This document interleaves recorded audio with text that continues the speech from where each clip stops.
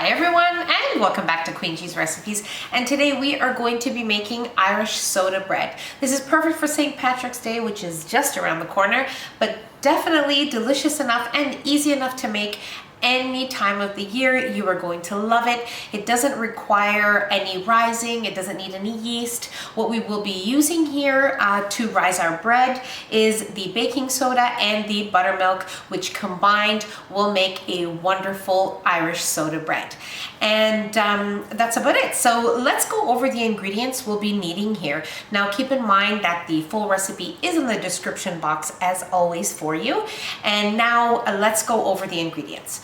Here we have some buttermilk. We're going to be using the zest of an orange. You can use half, as much as you want. Here we have some flour, some salt, and some baking soda. Here I am using some raisins, some cold cubed butter. We also have a little bit of flour here aside that we will be adding into our raisins so that our raisins are all throughout the dough and they don't kind of sink to the bottom. Here we have some sugar and some eggs, and that's pretty much it. You also want to have a cookie sheet that has been lined with some parchment paper, and we will need a bit more flour to roll our dough, but when the time comes, I will show you what we will be doing with that. Now, you also will need your oven to be preheated to 375 degrees Fahrenheit. So let's move on to making our Irish soda bread.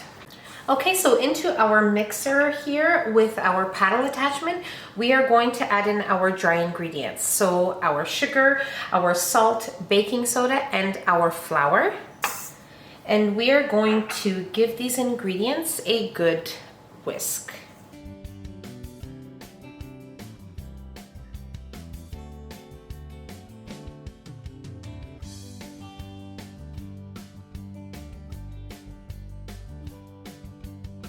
Okay, so you want to mix your dry ingredients for about 30 seconds.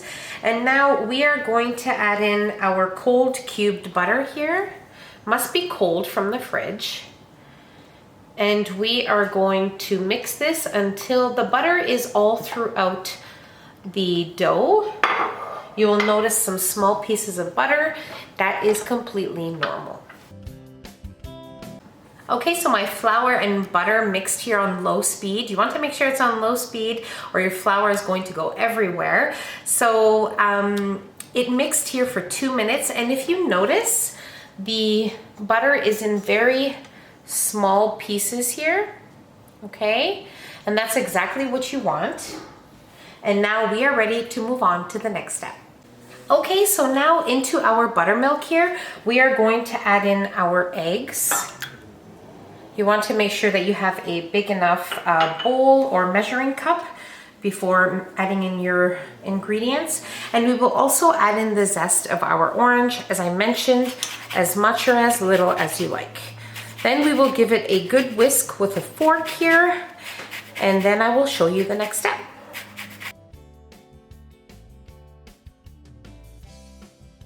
Okay, so now that we have our wet ingredients here well mixed together, just make sure that they are well whisked. We are going to pour this slowly into our dry mixture here, the mixture with our butter. And while our machine is on, just slowly keep incorporating it into the flour.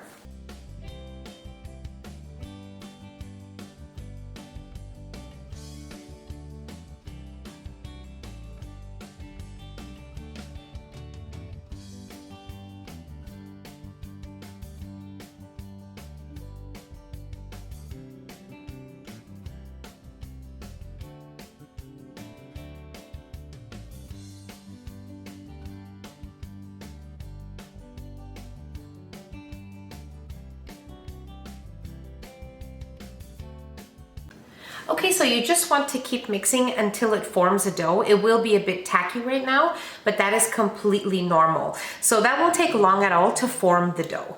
And now what I'm going to do is add the 1 tablespoon of flour that I had aside and add it to my raisins. And just make sure that all the raisins are coated with the flour. Okay, so this looks good. And now we will add this into our dough, okay? and any of the excess flour added in as well. And we will mix just until everything is nicely combined together.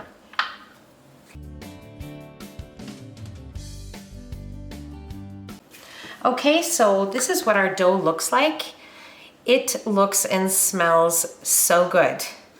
And now what we are going to do is add some flour, just some regular flour on our counter, okay? Enough for us to knead our dough a little bit and form it before we place it on our prepared pan.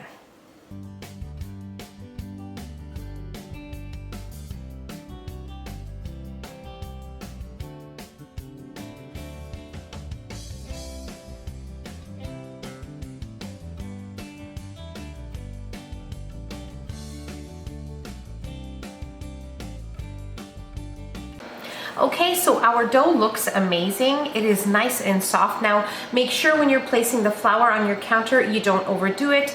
Just about 2 tablespoons is definitely good enough. I put a little bit more, but I took off all the excess and I pushed it aside as I was forming the disc. So very important, you don't add too much flour. You don't want to make your bread tough.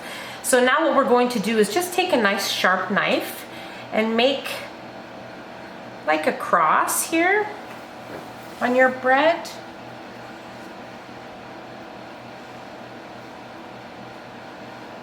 Okay, and now we will put this in our preheated oven at 375 degrees Fahrenheit for around 45 minutes. You will notice it is a nice golden brown. It will sound hollow when you touch it with your finger. So that's how you will know that it is baked. And I will meet you right back here as soon as mine is done.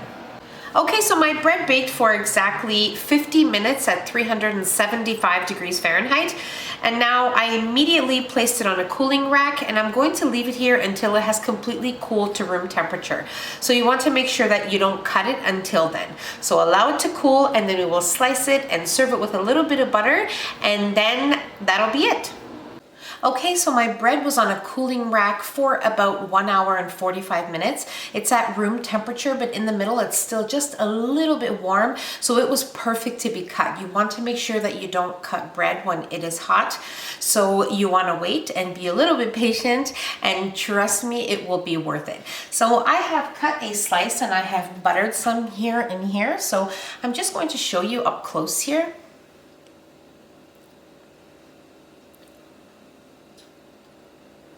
And now I'm going to try it. I have no words. It is just perfect. It has a very slight crunch on the outside, but over the next couple of days, it will get a little softer on the outside, and that is perfectly normal. The inside is dense. It is perfect. It is just perfection on every level, and I really hope you guys give this a try. It is perfect for St. Patrick's Day, which is just around the corner, and you can try this. You're going to love it. Make it for your family. Make it anytime you like. You are going to fall in love with it. And very easy to put together. So I really hope you guys enjoyed this video. If you enjoyed the video, don't forget to give us a nice big thumbs up.